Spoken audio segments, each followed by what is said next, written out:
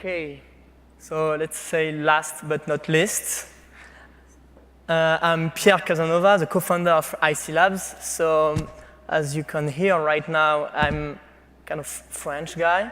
And so I'm so sorry for my French strong pronunciation. I will try to be understood by everyone.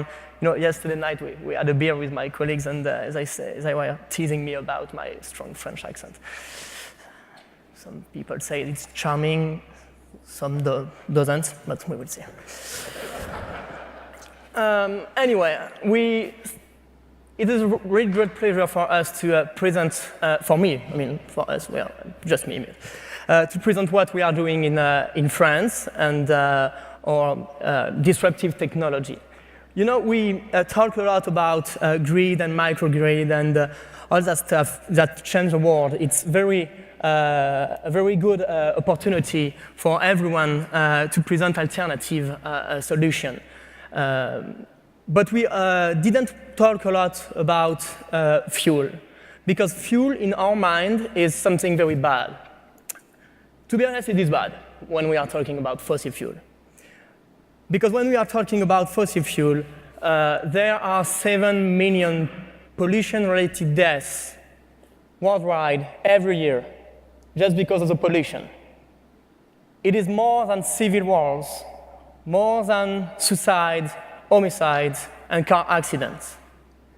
So the question behind this is, why are we still using fossil fuel when everybody knows that it is not good for us and for the environment? There are several reasons. But one interesting reason is it is because it is easy to use by anyone, anywhere, anytime. It's liquid. Everybody knows how to handle a liquid, how to store a liquid, how to transport a liquid. So that may be the reason why other technology, like batteries, have difficulties to enter other markets that nomadic markets. Because you are forcing people to change the way they use a car.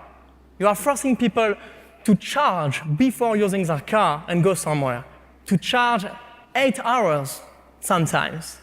So this is not convenient. Another interesting technology is hydrogen. I'm sure you know what is hydrogen. You can produce electricity from hydrogen using a fuel cell technology. Basically, a fuel cell is taking the oxygen from the air and hydrogen to produce electricity, green electricity, with just water as a byproduct. That's splendid. That's fantastic. So why we are not using this? Because it is a gas. And a gas is hard to transport because you need to store the hydrogen at high pressure. And because of this high pressure technology, it is not convenient to use.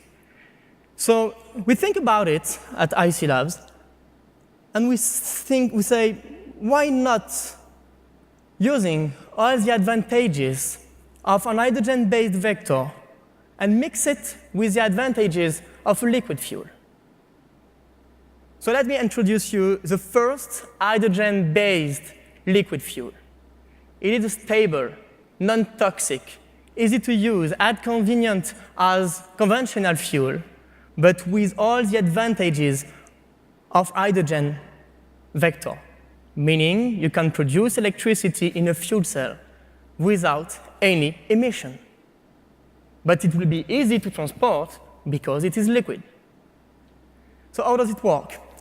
It has been discovered in Aix-Marseille University in the south of France, the sunny part of France.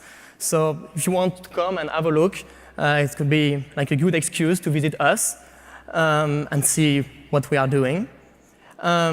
So basically, it is a mix between two liquids. So I won't spend a lot of time on water because I'm sure most of you know what is it. The other one is a silicon hydride. It's a byproduct from the industry. So we are taking the silicon hydride, we mix it with water, and we produce on-demand hydrogen. It's very simple. You don't need energy to produce hydrogen. It's stable. It's on demand. So what we have developed at HySiLabs, we developed an hydrogen generation unit. The hydrogen generation unit is working like a carburetor in a car. When you need hydrogen, when you need energy, you need hydrogen. So what we will do, we will mix on demand the fuel with the water to produce hydrogen on demand. And the hydrogen will be directly used in a fuel cell. So you are not storing hydrogen. Of course, it is a patented reaction. We spent over 10 years of R&D developing this technology. We created a startup last year. It's a spin-off from the university. And we are now working in targeting different markets. There are two main markets, the stationary market. The stationary market, it's to power different systems and providing electricity in different systems. And we decided to go to the market by collaborating with major players in the industry. So it's exactly what we have done with ICAD and Galeries Lafayette. I'm sure some of you know what is Galeries Lafayette. It's a big, big mall in Paris, and a multinational investment company, which is ICAD. So what we have done, we are powering their urban farming system because they want to have urban farming in their shops. There's no question about this. That's Galeries Lafayette. That's French. We love to do something new and different. But still, we are powering this kind of thing. Another interesting market is we are powering IoT telecom tower. So we are working there as a backup or as a full power system. So we are giving electricity to off-grid system, but we are giving green electricity and easy to use and easy to deliver. Another market, interesting market, is the mobility sector. I'm very proud to announce that at the beginning of this week, we have partnered with Carrefour, which is the second largest retailer group in the world, to power their forklift. So it is a very good market and very huge market for us. And it shows that there is a huge need in this industry, and players are willing to invest in this kind of technology. And the final goal, of course, is the fuel cell electric vehicles. You have several fuel cell electric vehicles here, the Toyota Mirai, Honda. I hope one day we will have some American car right here. But Japanese, like Toyota, are investing a lot in alternative energy. So they created the first commercialized fuel cell electric vehicles. And our idea will be to implement our technologies there. But to be honest, I'm not here to talk about this. I'm here because I spent 15 years in Guadeloupe. It's a French West Island in the Caribbean Sea. And I was a pro surfer with long hair. Yeah, trust me, long hair. Yeah. Sorry. I have a charming French accent, so it's not. Anyway, we spent many time there. I spent many years there, and we had many problems with oil spill. Do you know that 3.1% of carbon dioxide is due to the maritime sector with big boats? So what we are looking right now is to invest and to integrate this market. And that's the reason why I'm here today. Because we want to stay independent. We want to go to this market by our own. Of course, we will sell our system, big players. But we think that if we want to integrate this big market, we need to be ready. And we need cash before entering this market to develop a prototype that will fit what our customer needs. Just a quick sentence. This guy from CMA CGM, I'm so sorry for WWL, but I will have your name here for the next presentation, next time. Philippe Renaud, he said that CMA CGM is greatly interested in integrating HySiLabs alternative energy solution. So they are looking for this kind of technology. So the reason why I'm here for the Ocean Exchange contest is because we want to propose the first unit that will power refrigerated container in big boat. With this, we will be able to reduce the impact on the environment of maritime logistics. Then, as soon as we have established proof of concept, we will be able to go into higher power. And the final result will be to power the boat when they are docked in an harbor. Because now more and more of these big boats are docked in a harbor, and they use their engine to produce electricity. They call it the housing.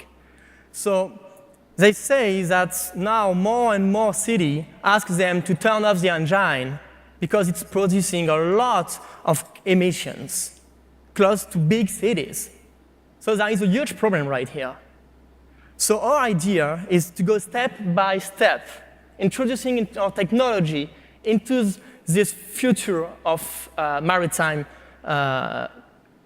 boats. So that's the reason why I'm here today. So we are a team of 4 people in-house, and we are hiring for the next 6 months 4 more people.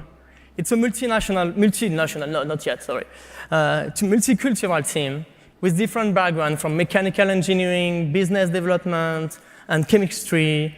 And we recently hired Patricia Meyer from the MIT.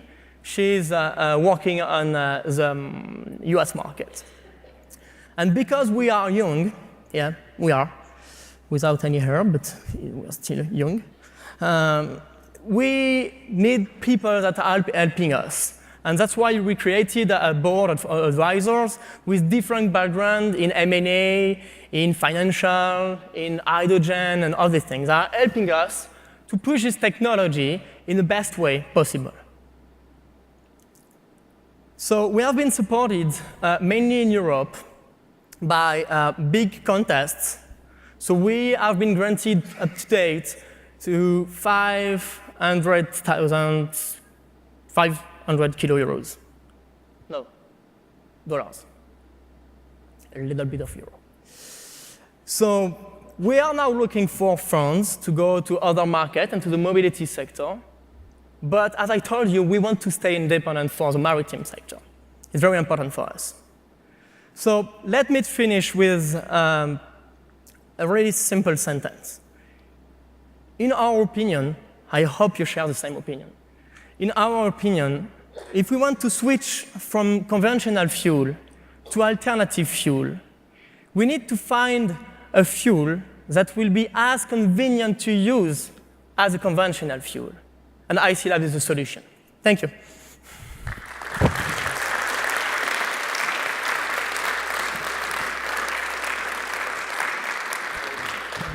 Thanks, Pierre. I think we're going to have a lot of questions on this, but I have a question because maybe I just didn't hear it. Do you currently have an engine running on this fuel? Yep. Okay. Well, question over here. Well, my Polish accent is not as charming as your French, so I apologize for that. But we are from the same continent. A couple questions. Can you go back to your slides with the capital requirement? Can we go to graphics, please? 2 slides, I think, before. How big is your engine today? It depends on applications. What's your test bench today? What's have you developed For so the far? stationary market, Yep. it's like that. How many kilowatts? It's 1. 1 kilowatt. Yeah. If money was not an object, which means you got let's say $7.5 million today, how quickly could you get to 1 megawatt? It's more on the mechanical stuff. When we are able to start doing 1 kilowatt, then it's just a scale-up system.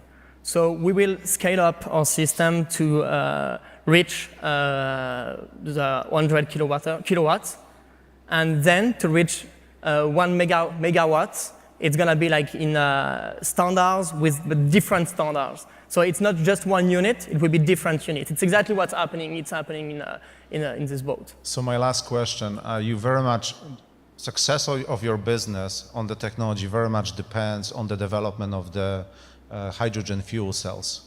Because Yep. you're basically fueling everything, generating electricity through fuel cell.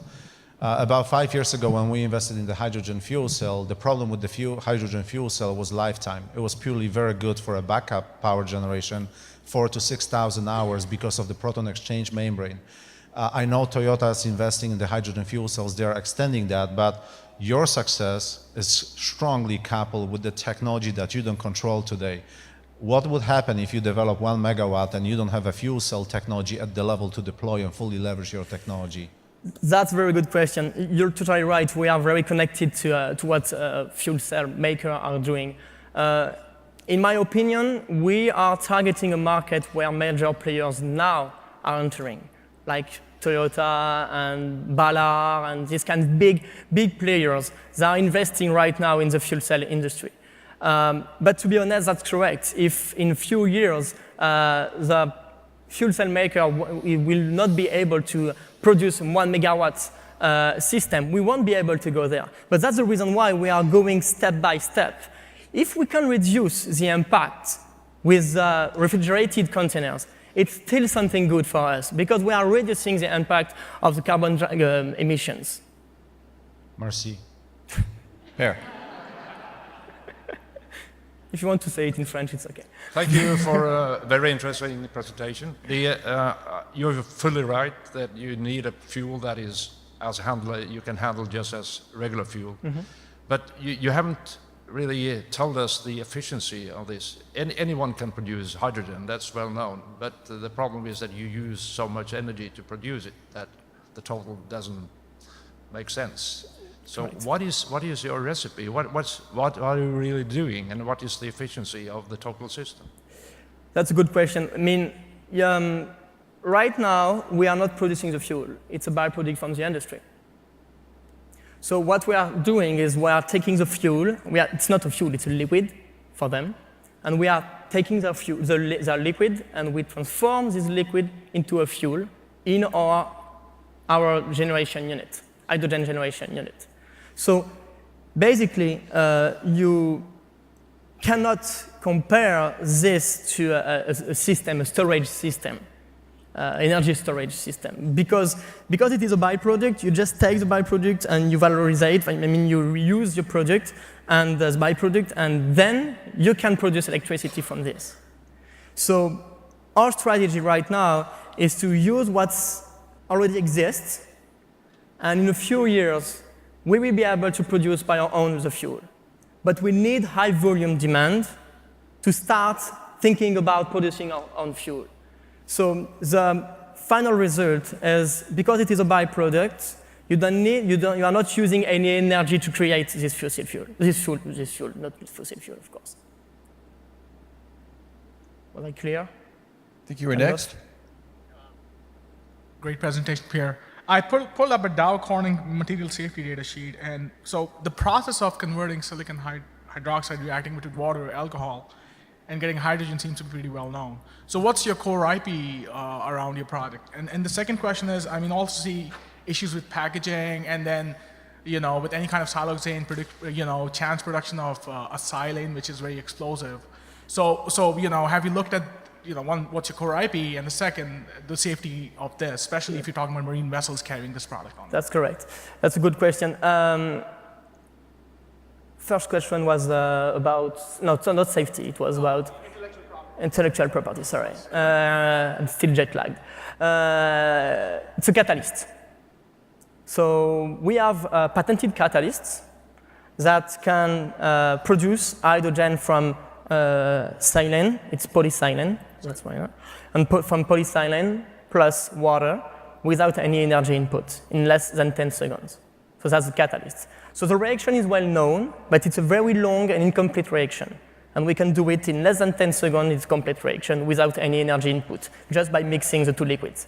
And the catalyst is exactly what we have patented. So if you're obtaining the silane from manufacturers of silane, you're betting they're going to be able to manufacture big vats of this, while the only they are already doing that. They are doing that already? Yeah. Okay. They are delivering the fuel worldwide.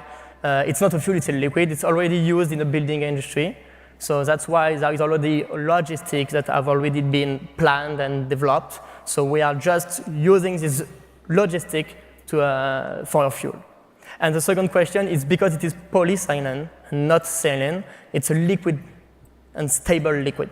So we have the MSDS, it's the data sheets and security stuff, and it's not considered as a dangerous good to transport. So it's totally stable. Chuck. You're using the silicon as a transport agent for the hydrogen. Kind of. Can you say something about the life cycle of the silicon? Because it's not being used in the system. How does it get recycled? What we are doing, depending on the application, we have a byproduct from this reaction, from the chemical reaction, and the byproduct of this chemical reaction is a silicate. So what we can do, we can reuse it. It's not toxic, we can reuse it. In this case, with the maritime sector, we plan then to reuse it and sell it in order to reduce the impact of what we are doing. It's not something complicated for them because it's just a solid and non-toxic and stable, so it's okay for them. So you're collecting that in the engine and then you take it away later and deliver it somewhere else. Have you thought about how that process actually works for? Yeah, we have already done that for the stationary market. So it's already been done, and we control the hydrogen generation unit to produce the hydrogen and then do what we want with the silicate as a byproduct. Okay, thanks. Right here. I think we struck a nerve here with the technology, but the promise of hydrogen, was we're talking hydrogen for years, but then when you scratch the surface, it's methane reforming, and that doesn't look very attractive. Yep. So your technology, if I understand it correctly, it's really a boutique fuel based on the availability of this byproduct. Now, if you were to go beyond this availability, what does that look like in your business? That's a good question. I started to answer this question like a few minutes ago. Right now, we are using the fuel as a byproduct. Well, byproduct as a fuel. But by increasing the demand of this fuel, we are working now on a process on how to produce the fuel by our own. So the idea is we will start producing the fuel by our own when the demand will be high enough to say we need investment to produce our own fuel.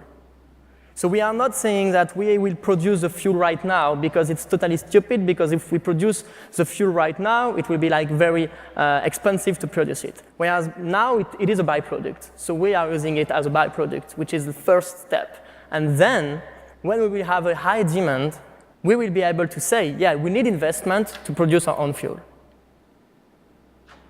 Great. I think we're done. Thanks a lot. Pierre, thank you. Thank you.